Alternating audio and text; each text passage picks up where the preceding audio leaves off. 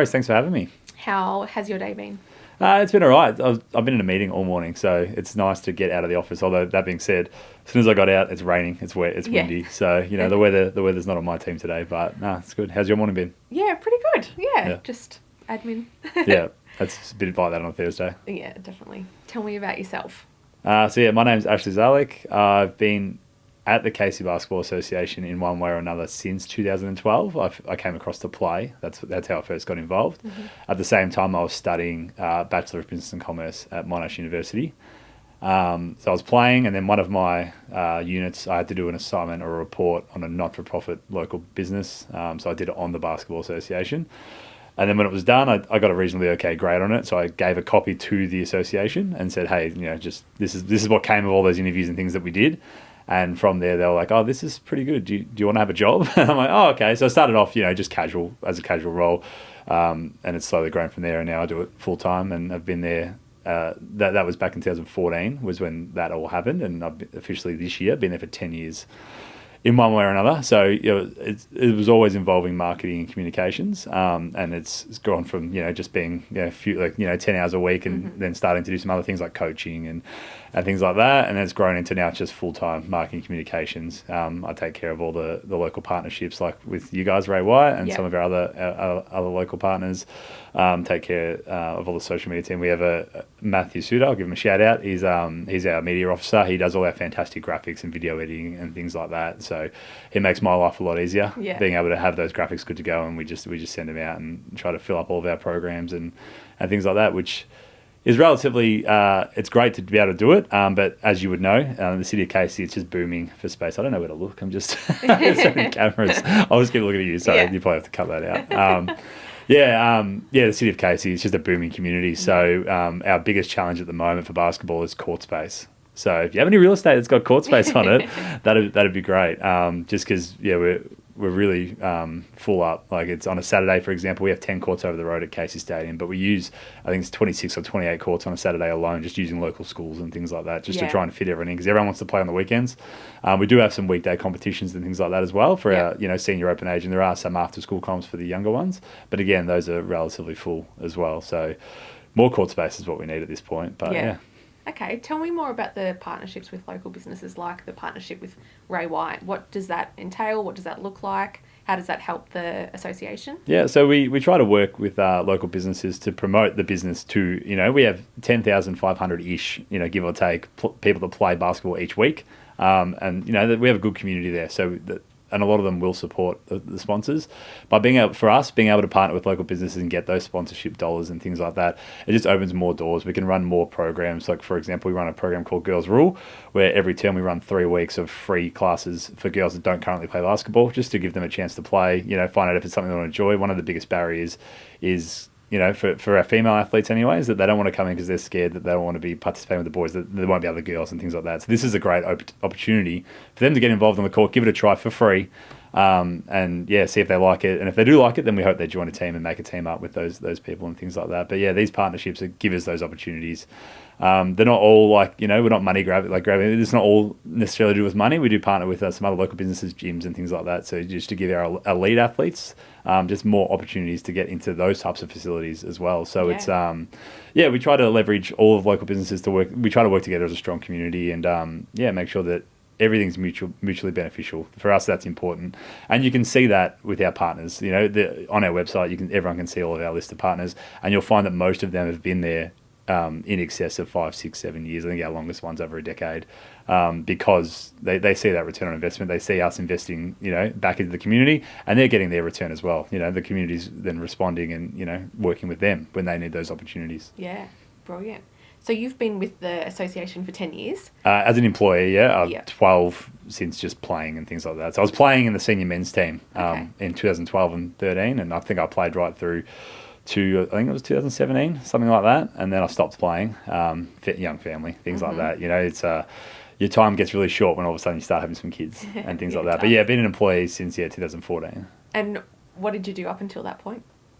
Before that, just a student. So this is my first full-time job. Was working with Casey Basketball. So I went pretty much straight from high school into uni.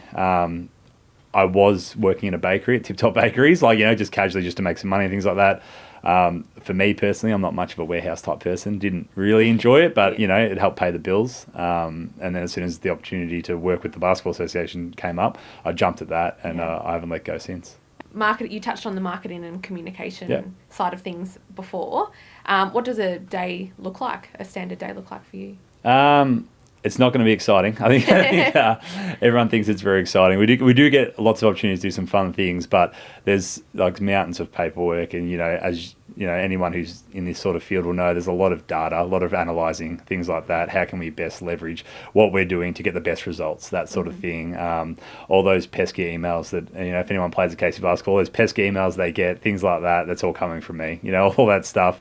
And we try to not go too hard on it because we don't want people to get annoyed by them. But we do what we do to try and fill the programs, make sure that our partners are getting the return they're looking for and things like that. So, a day for me is a lot of time in front of the computer. We might get one day where we get to go out in front of the camera, or there's some opportunities with our NBL 1 programs, and we recently hosted the NBL preseason game over the road. Those sort of events and things like that are fun.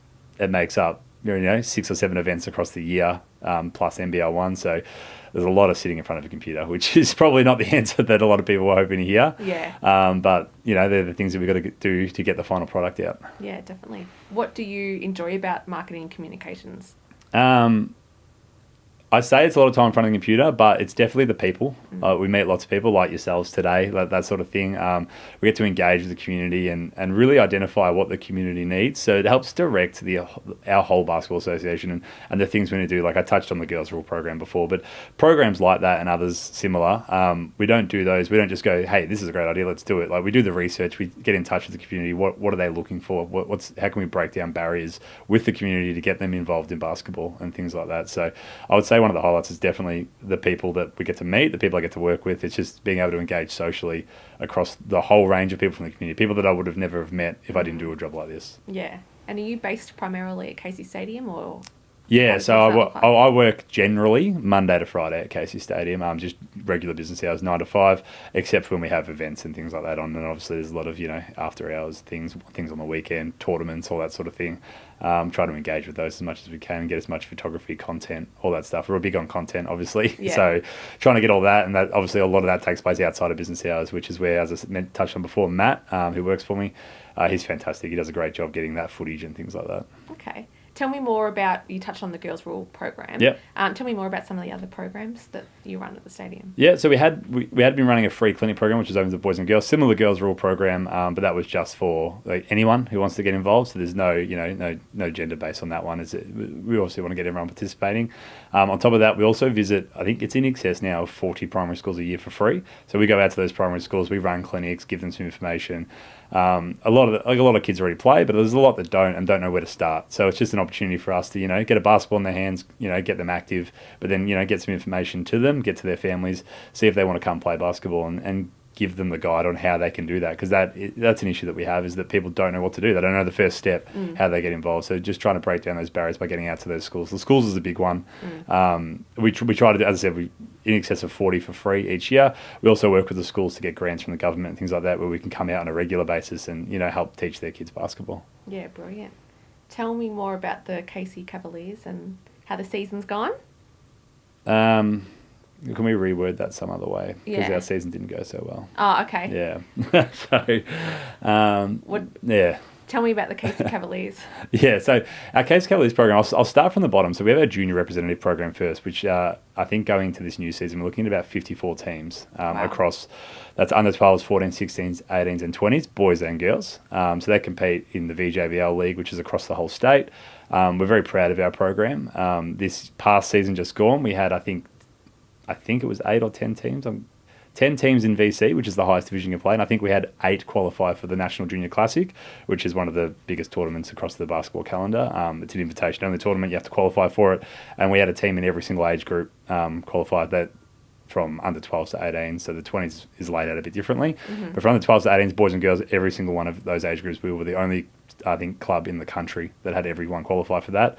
Wow. We had one win it as well, which is pretty unreal effort, under 14 boys. Both the under 14 boys and girls are going to compete towards the end of September in the under 14 club national championships. So that's a Basketball Australia event.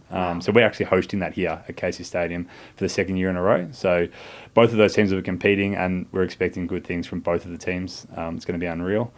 And then that carries through to our senior program. So once you go through the process of playing, say from under 12s all the way through to under 20s, from there we have our youth league program, which is ages 23 and under. They play in the Big V competition in the Victorian Youth Championship, which is the highest league they can play in.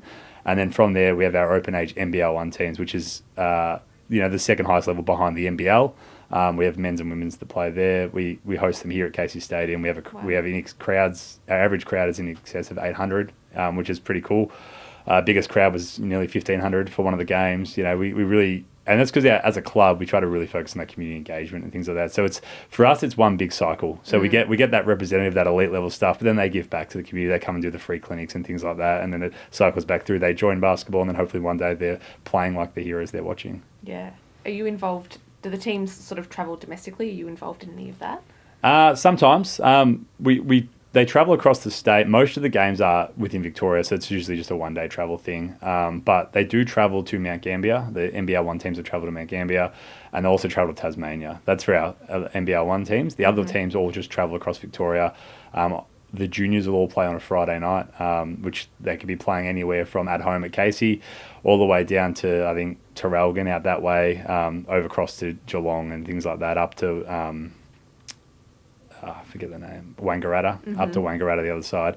So they do travel a lot on a Friday night, which can be a bit much sometimes. There is a rule that if you go to a certain kilometre radius, they can move the game to a mutual venue where they have to meet halfway. Yeah. I think it's a very long way. That's like 400 kilometres. So I think that pretty much everyone's inside that radius anyway. Yeah. So teams do have to travel, which is all right for some of them. Some of the older age groups, it's not too bad.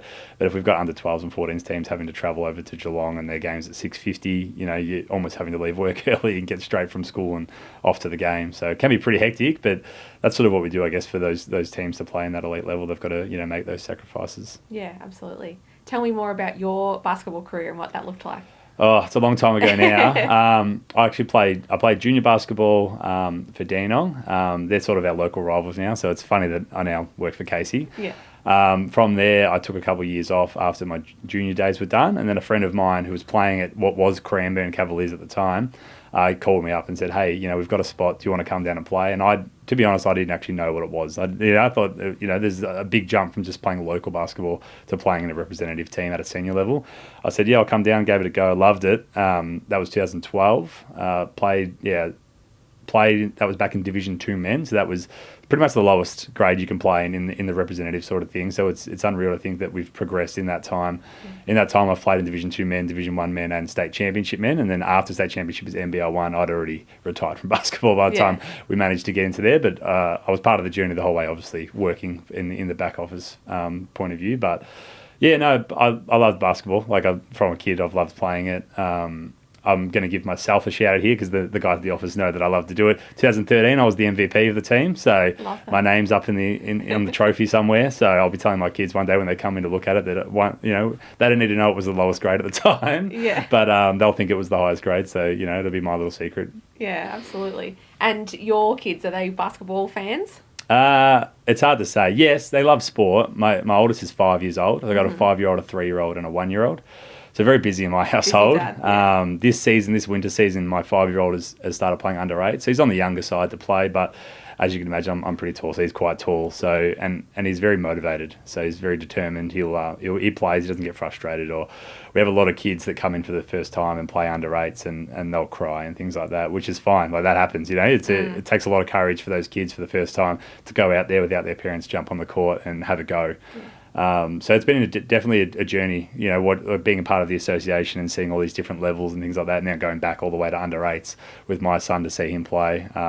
It's very hectic, very hectic. We do the 8 a.m. starts and all that business on a Saturday. So it's lots of fun, and he smiles the whole time. And he's a little bit of an airhead.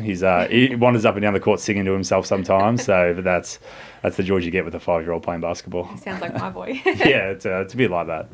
And I'm told that you do security for the NBA. Is that right? Yeah, that'd be Peter. Peter's Yes. all over it. He loves that. Tell me about that. So the last 2 seasons we've hosted Melbourne United out for an NBL preseason game at Casey. I think 6 times over the last 8 years. The 2 that we missed were COVID years, so we couldn't do it.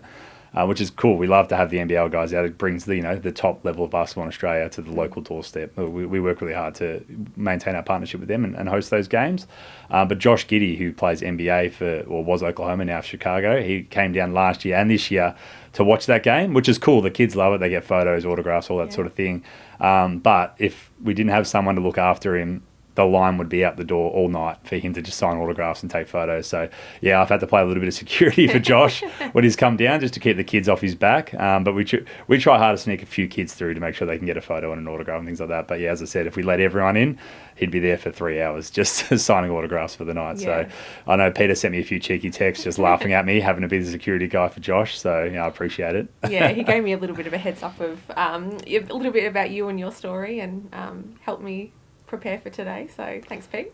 Yeah, no, Pete's great. I think he coaches with our under 14 girls program. I think he loves basketball. Every time I speak to him, he's very passionate about it. So I can see why he's also a good real estate. Because I think in everything he does, he's very passionate about it. So he's a good egg. Yeah, he is.